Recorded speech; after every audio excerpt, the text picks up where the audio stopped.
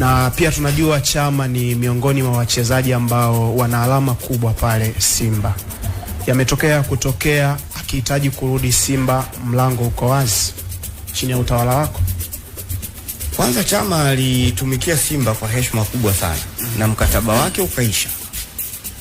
Ulipokwisha mkataba hatukuona umuhimu wa kuendelea naye, akapata timu nyingine.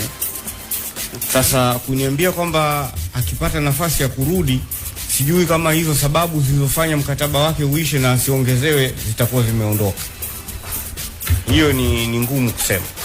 Lakini ukiniambia labda nimwangalie mchezaji gani ambaye tunaweza tukamchukua kutoka kwenye timu ile, mara nyingi sisi huwa tunawapa wachezaji.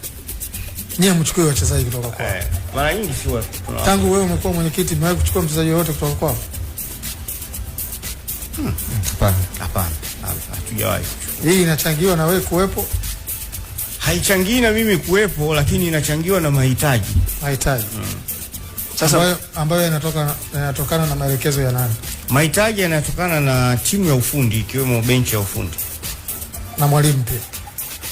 Benchi ya ufundi naundwa na mwalimu. Umezungumza timu ya ufundi, maana yake timu ya ufundi nyinyi mna watu wenu wanaosajili watu, umetuambia na ukatuambia utatutajia watu. Kuna kamati ya technical, lakini si ni ufundi hao? Ndio, kuna benchi ya ufundi. Sasa wote wanashirikiana, ndio? Wote wanashirikiana.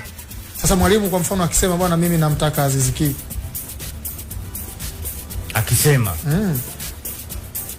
tutaangalia